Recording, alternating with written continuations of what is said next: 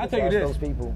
I went to a black dominant high school, and I used to sneak them in there into the lunchroom, right? And I used to be like, they should be like, we want to battle you. Proof. I used to be like, nah, can't battle me. Why don't you battle the white? Proof was the glue that binded us all together, right? He did so much shit behind the scenes that I didn't even know. So guess what just got out? A private call between Eminem and Proof just leaked, and it's causing major buzz. People are freaking out because it sounds like Proof was trying to warn M about something heavy, maybe even dangerous. This isn't just some regular phone chat. This could be the missing piece to a story that's been kept in the shadows for years. Now, if you've been paying attention, you know this goes way beyond just music. Proof wasn't just another rapper from the D. This man was M's ride or die, his right hand since day one. He wasn't only a core member of D12, he was the glue that held the group together. In Detroit, Proof was a straight up legend. When he got killed back in 2006, it shattered the hip hop world. But for Eminem, it was life altering. He went into a dark place, disappeared for a minute, and things were never the same again. But here's the part most folks never heard before. Apparently, in the days leading up to that tragic night, Proof started acting different. A few people who were around say he was on edge, like he knew something was coming. And now, it turns out, he did talk to M just before it all went down. And now, years later, parts of that call are starting to surface. That's the only way to obtain greatness, man, is to find ways to motivate yourself. If what's being said is true, Proof might have been warning M about something serious. Some say he told M to be careful, to watch his back. Whatever was said, it clearly shook him up, and it might explain why he started pulling away from Detroit right after. Before we even dive into that leaked phone call, you gotta understand where Proof was mentally and emotionally during that time. Because what happened to him wasn't just some random street tragedy. Nah, this was deeper. There were signs, and they were getting louder by the day. By 2006, Proof had stepped out of just being Eminem's hype man. He was building his own name, dropping solo projects, doing shows all over Detroit, and still holding it down for the city with pride. But something felt off. The vibe around him had shifted. According to folks who were close, he was walking around stressed out, worn down, and low-key paranoid. Not like running from the law paranoid, more like he felt something was creeping up on him. Through a really rough time with that. Yeah. You know, I mean, it hit us all, you know, everyone in the group.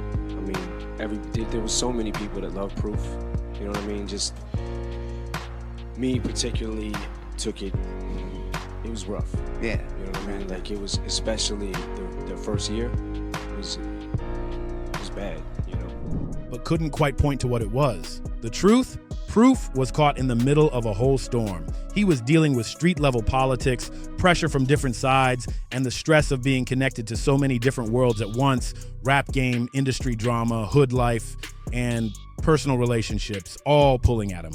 That kind of tension doesn't just build overnight. And let's keep it real.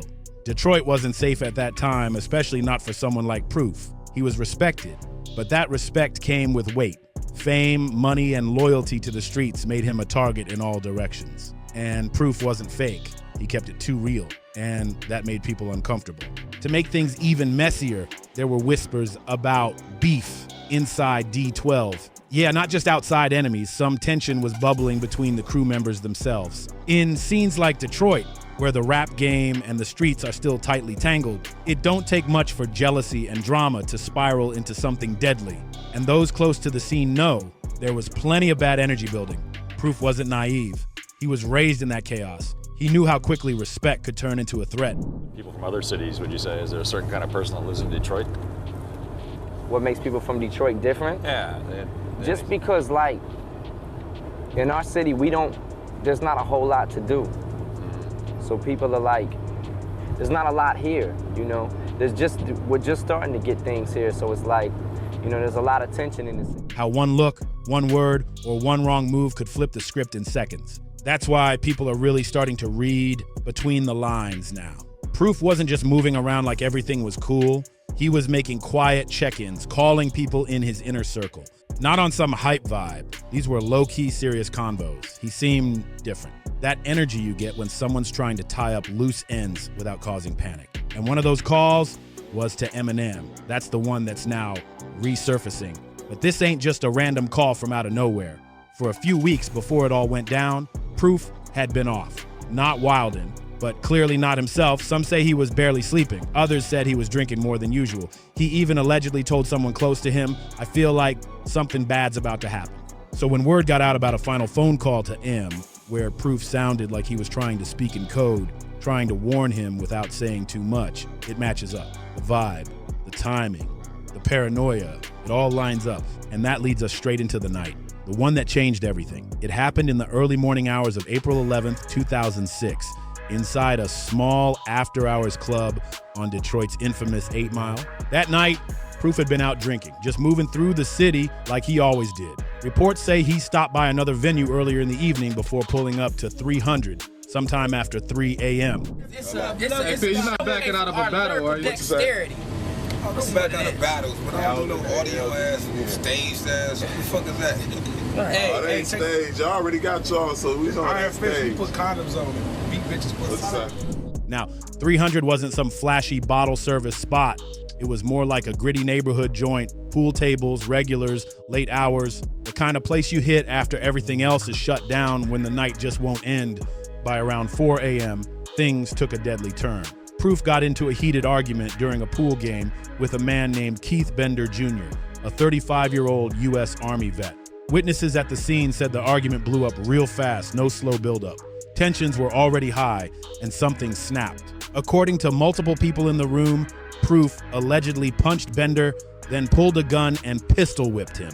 That's when Mario Etheridge, Bender's cousin and a security guard at the club, jumped in to try and stop it. It escalated quick, real quick. Etheridge, seeing the gun out, reportedly fired a warning shot into the air to break up the chaos. But when Proof allegedly turned the weapon toward him, Etheridge fired again, this time at Proof. Multiple shots. Proof was struck in the chest and the head. He died right there on the spot before help could even arrive. Bender was also hit during the confusion and taken to the hospital, but he passed away a week later from his injuries. That I've been able to kind of deal with it, and like I guess the healing process for me is that I guess to kind of stop beating myself up over the fact of, you know, thinking like if I would have talked to him maybe that day, he wouldn't have went to that club. If I would have, you know, if I just would have, maybe if I would have been with him, you know what I mean? Those were kind of the thoughts that were going through my head.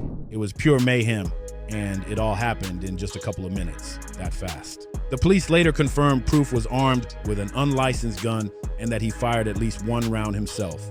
But despite all that, no murder charges were filed. The situation was ruled chaotic, tragic, and complex, but not criminal.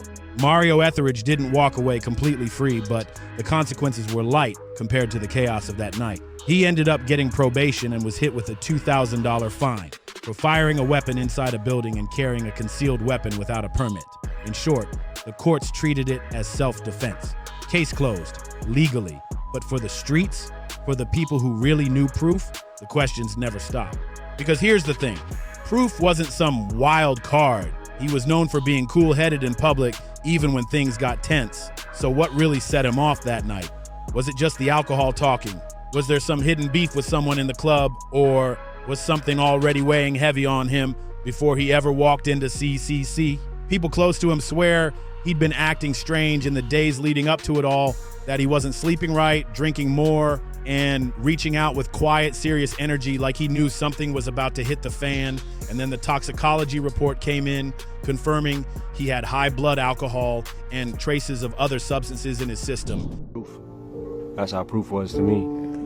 Yeah, man, he was a godsend to me because I know that I would not have made it without knowing him. Realized, not only that, the fact that Proof used to beat my ass all the time in the backyard boxing, and one time he beat me like literally to the fucking ground, and he was just like, just stop, because I kept getting up, coming at him, but I'm like, I just kept getting beat up. But even with that, the way things escalated didn't sit right. It felt like there was more to the story. And if it's true that Proof really did hit up Eminem in those final days, and everything lines up with the rumors, then the obvious question becomes, what was said? What warning did he try to give? Now, there's no full recording of the call, nothing officially released to the public, but over the years, multiple people from their circle have hinted that the conversation was real and that whatever was said shook Eminem in a big way. Just days before everything went down, Proof was reportedly on the phone with several people. folks from D12, close friends, and a few local artists from Detroit. According to people who were tight with him, he wasn't just making casual calls. These late-night conversations had a tone. One of those calls, it was to Eminem, and from how it's been described, this wasn't just a regular "what's up" call. This one meant something.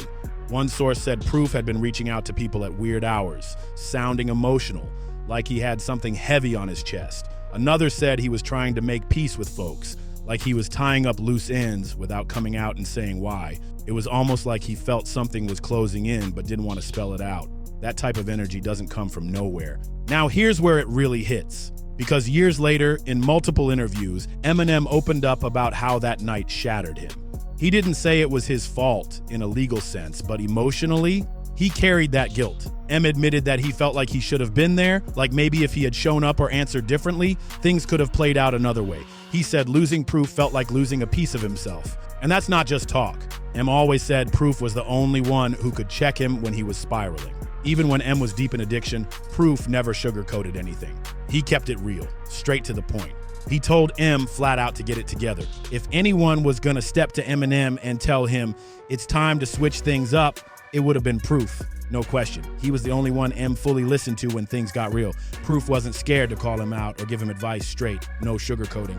Now, whether the full content of that final phone call ever sees the light of day, who knows? But based on everything folks close to them have said, and from Em's own words over the years, it's crystal clear that the call happened. He was fast, man. He was very quick. Proof was the glue that binded us all together, right? He did so much shit behind the scenes that I didn't even realize, and did things to keep us a group and to motivate us. It's crazy because that's the one thing you needed. That's the one thing you needed in your life to feel like you was special. That's how Proof made me feel. It was like, and more importantly, it wasn't just about Proof's own situation. People believe he was trying to protect Em too. Like he knew something dark was in the air and he wanted to give Em a heads up. And once Proof died, everything about Eminem's world shifted. Not immediately, but the change was real. He was at the funeral, gave a heartfelt speech, and looked like a man completely torn apart. But after that, he vanished.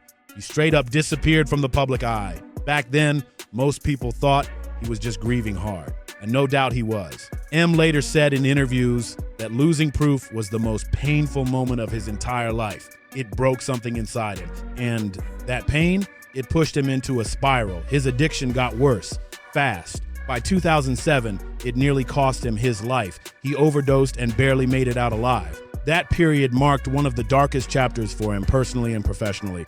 But here's the thing, it wasn't just emotional damage. Em started pulling away from Detroit itself, or at least the scene he once ruled. He stopped being out and about. You didn't see him at events, clubs, or studios like before. And for someone whose whole brand was built on being from the D, that shift stood out big time. After Proof passed, Eminem didn't just grieve, he transformed. He got way more private, way more locked down. Security got tighter, his circle smaller, way smaller. Some folks he used to roll with all the time, gone. He stopped showing up at the usual spots, stopped hanging with the same people. It was like he hit a switch and cut off a whole part of his past life. So if Proof really did tell Em to stay out of Detroit or watch his back, it's pretty clear. Em heard him loud and clear. It took a long time for my brain to start working again. Yeah, I mean, you literally were coming off of, an overdose, and, they had to sort of stabilize you with a few medications, and some of them took you a minute to adjust to. Let's just leave it at that, right? So you're learning how to rap again, almost literally, right? Because it's the first time probably you were creating without having substances in your body in however many years, right? Yeah. Didn't you ask the doctors when I first started rapping again and sent it to you? Didn't you say, like, I just want to make sure he doesn't have brain damage? Yeah. I thought you might have some permanent problems. Yeah. I was concerned, for sure. And you can hear it in the music too. When he came back with Relapse in 2009, Proof's spirit was all over that album. Not just in the dedications, but in the whole energy. It felt darker, heavier, more paranoid, like Em was wrestling with demons that hadn't let go since that night. The pain wasn't just in the lyrics, it was in every beat. Then came Recovery. And that's when the heartbreak came spilling out On the track You're Never Over, M breaks down talking about Proof. You can hear his voice cracking, the weight in every word. It wasn't just a tribute, it was grief in real time. He kept bringing up how Proof was the only one who ever kept it 100 with him, the one who told him when he was falling off, the one who tried to save him, and that verse about his overdose, straight from the soul. You gave me a reason to fight, I was on my way to see you. You told me, no, duty, you're not laying on that table. I knew I was gonna make it. As soon as you said, think of Haley, I knew there wasn't no way I was ever gonna leave them babies. So when you stack everything together, the late night calls, the change in behavior, the music, the silence, it really starts to feel like something snapped inside Eminem. Like that final message from Proof hit him so deep, it made him stop and say, I can't live like this anymore. It wasn't just a friend's death, it was a turning point that flipped his whole direction. Proof's death didn't just close a chapter, it rewrote the entire story for Eminem. And whether we ever hear the full version of that final call or not, one thing's for sure, something real was said, something that stuck. Maybe it was a warning, maybe it was advice, maybe it was just love, but whatever it was, it clearly changed the way M moved forever. Some people see this whole thing as just another tragedy in hip-hop, but others, they see it as a warning, a last message passed between two brothers. And maybe, just maybe, that message saved Eminem's life, even if it came too late to save Proof. And that's the part that hits the hardest, because Proof wasn't just anybody. He knew Detroit. He knew the energy was shifting, that things weren't the same anymore. He felt it. So if he told M to start moving different, maybe that was his way of making sure one of them made it out alive. But what do you think? Was Proof trying to send a message? Did Eminem already know it was time to leave that life behind? Or did that call make everything finally click? Drop your thoughts in the comments. I want to hear your take. And if you were part of the Detroit scene back then, or you heard some stories the rest of us haven't, speak on it. And don't forget to like, share, and subscribe. You know, we've always got more coming. Stick around to see what's popping in our hood next.